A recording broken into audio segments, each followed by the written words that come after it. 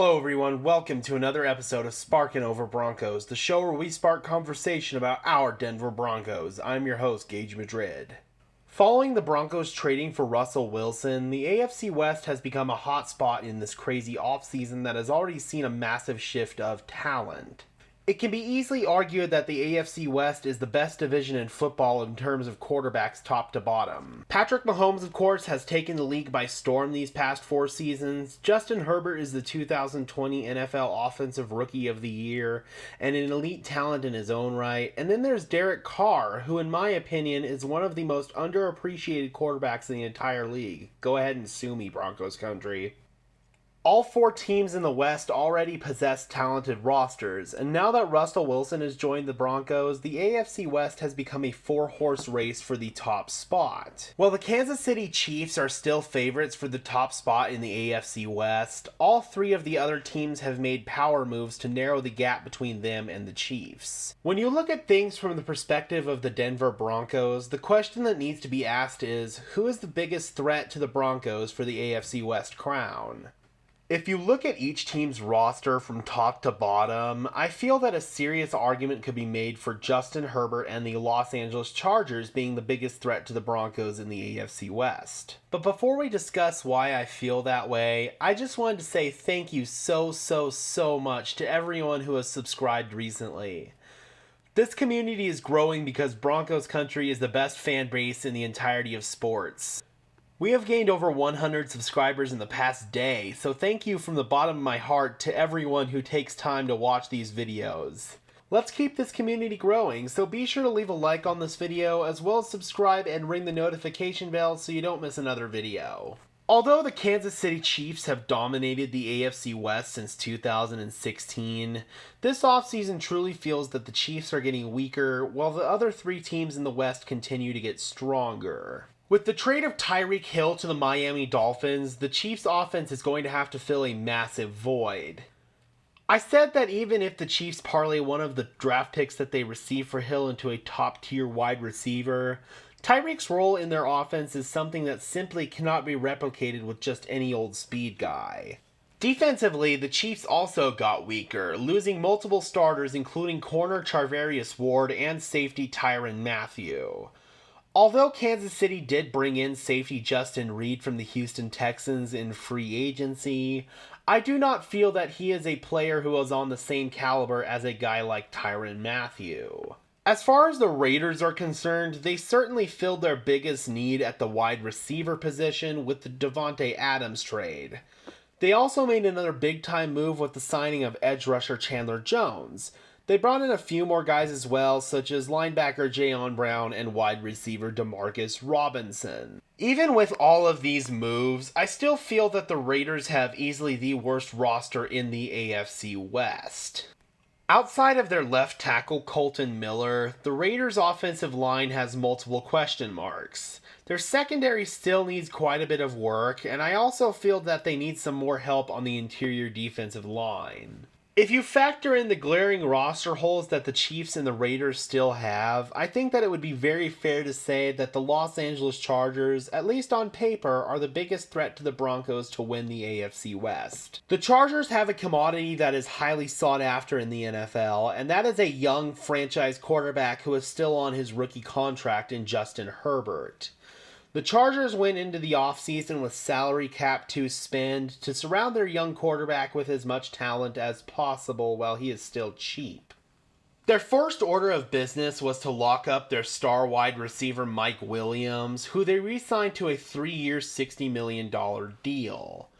Williams has begun to transition into the Chargers wide receiver 1 role as Keenan Allen is beginning to slow down with age. In 2021, Williams led the Chargers with 1,146 yards on just 76 receptions, along with 9 receiving touchdowns to boot. Williams has a fantastic rapport with Justin Herbert and figures to be a critical piece of their offense for years to come. Anyone who watched the Chargers last season knows that their offense was not the problem.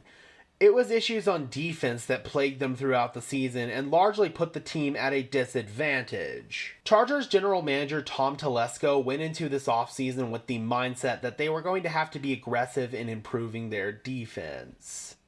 To add another pass rushing threat alongside star edge rusher Joey Bosa, the Chargers sent the 42nd overall pick in this year's draft, along with a 2023 6th-round pick to the Chicago Bears for Khalil Mack. Mack has previously worked with Chargers head coach Brandon Staley during his first season in Chicago, where Staley was the Bears' outside linebackers coach under then Bears defensive coordinator Vic Fangio. This move, of course, brings Mack back to the AFC West, as he was the former 5th overall pick by the Raiders in 2014. Mack spent his first 4 seasons in Oakland, where he earned first-team All-Pro honors in 2015 and 16, as well as Defensive Player of the Year in 2016. Following a financial dispute with the Raiders, Mack was traded to the Chicago Bears prior to the 2018 offseason. In Chicago, Mack made appearances on 2 All-Pro lists, first team in 2018 and second team in 2020. Mack is currently the NFL's 13th active leader in sacks with 76.5. 2014 was unfortunately an injury-plagued year for Mack, as he only played 7 games before suffering a foot injury that required season-ending surgery. In 2021, Mack recorded a career-low 19 tackles with just 7 QB hits, although he did put up a respectable 6 sacks in those 7 games. The Chargers hope that Mack will be able to put all of that behind him and have a bounce-back season in 2021. If he does so, opposing offenses are going to have a hard time dealing with the tandem of him and Joey Bosa rushing off the edge. While the Chargers' pass rush figures to vastly improve, the Chargers' run defense was among the bottom tier in the NFL last season. To help solve this issue, the Chargers brought in another guy that Brandon Staley has ties to in former Los Angeles Rams defensive tackle Sebastian Joesph-Day.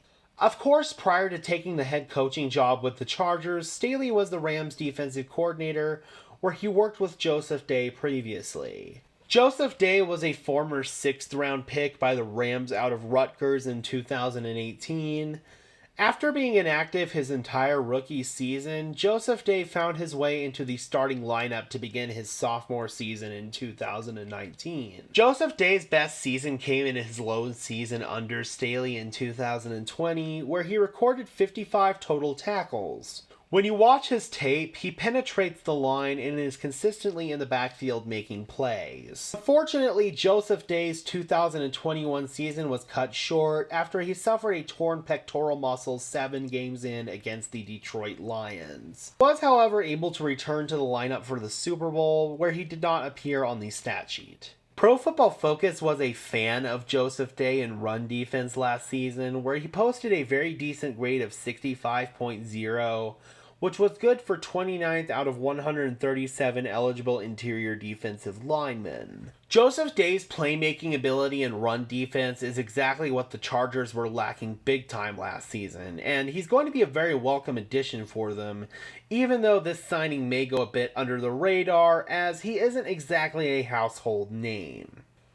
The Chargers were not done, however, as their biggest addition was yet to come, as they were able to reel in one of the top available free agents on the market in former Patriots cornerback J.C. Jackson.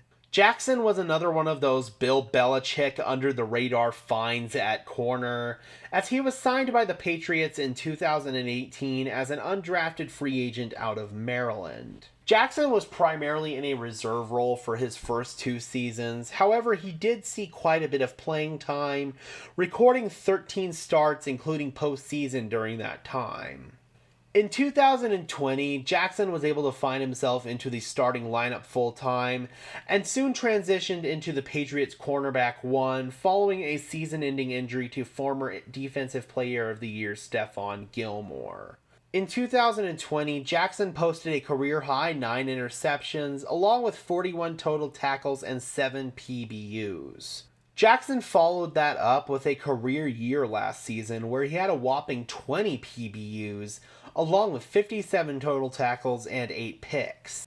PFF thought very highly of Jackson in coverage in 2021, where they graded him an 80.4, which was good for 5th best out of 115 eligible corners.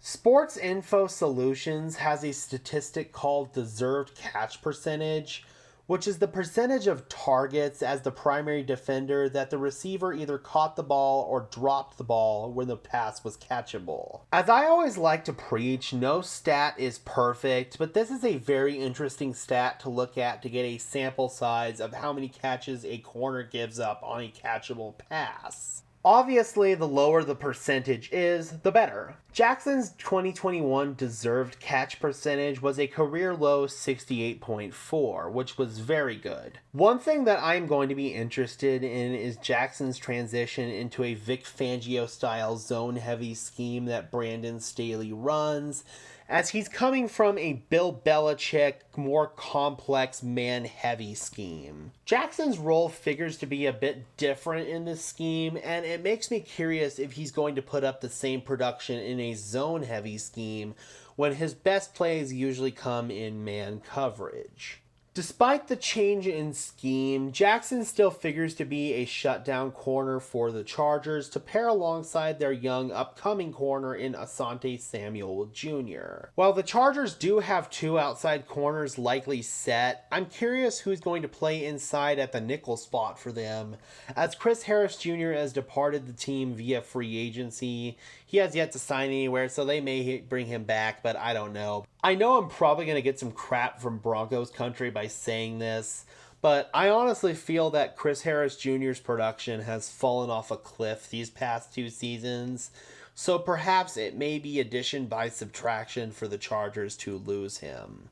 The nickel position is still a position that the Chargers are going to need to fill, and until they do, he is still going to be an Achilles heel for their secondary. The Chargers have clearly made significant strides in building their defense, bringing in superstar power in J.C. Jackson and Khalil Mack to pair with their 2 defensive superstars that they already had in Joey Bosa and Derwin James. Obviously, they were already chock full of talent, as they have a dangerous wide receiver tandem in Mike Williams and Keenan Allen. They have a stud running back in Austin Eckler. They are likely going to be in the market for a tight end, but they do have a guy that I really like as a vertical threat in Donald Parham Jr. While the left side of the Chargers' offensive line is pretty much set, with second-year stud left tackle Rashawn Slater, Matt Filer at left guard, and Corey Linsley at center. The question marks begin to come at right guard and right tackle, however. Last season, their primary starting right guard was Michael Schofield. Remember him, Broncos country? As far as right tackle is concerned, they signed Brian Bulaga 2 off-seasons ago from the Green Bay Packers, but unfortunately, injuries have kept him off the field for basically his entire career in LA, and he ended up getting released this offseason. Bulaga only appeared in 2 games last season, forcing Storm Norton into action at right tackle for most of the year. Norton struggled quite a bit, and although he is currently penciled in at the Chargers' right tackle spot, I certainly don't think it would be wise to go into 2022 with Storm Norton as your starting right tackle. Defensively, the Chargers figure to have a top-tier pass rush with Bosa and Mack. Their run defense figures to be much improved following the Sebastian Joesph-Day signing. Their inside linebacking group has a couple of very talented players in Kenneth Murray and Drew Tranquill. And aside from the nickel position, I feel that their secondary is a very strong unit bolstered by J.C. Jackson and Derwin James. If you look at each AFC West team's roster from top to bottom, I feel that it is pretty clear that our biggest threat is the Los Angeles Chargers. The Chiefs have lost 2 critical pieces in Tyreek Hill and Tyrann Mathieu, and honestly, I think that the loss of Hill is going to be even more devastating to their offense than people are giving credit for. Even though they have by far the best quarterback in the division, his supporting cast is getting weaker and weaker. And as far as the Raiders are concerned, even with their offseason moves, they still have quite a ways to go to be on the same caliber as the other 3 teams in the division. It remains to be seen, of course, what needs that teams are going to fill in the draft, and who knows, somebody may land a couple of blue chip prospects in the draft, and that may change the landscape of the AFC West once more. Now that the free agency period is beginning to die down, I'm going to start pumping out more draft content, so be on the look for that as we approach the draft in about a month's time. But as things sit today, the Chargers and Broncos have the two best rosters, at least on paper in the division, at least in my opinion. Let me know your thoughts in the comment section below, Broncos country. I would love to hear from you. Let's keep this conversation going. Be sure to leave a like on this video and hit the subscribe button while you're at it. It really helps more than you can imagine. Also, give me a follow on Twitter at Gage Madrid NFL for more coverage of our Denver Broncos as well as the NFL in general. And for now, this has been another episode of Sparkin Over Broncos, the show where we spark conversation about our Denver Broncos. I am your host, Gage Madrid, saying peace out.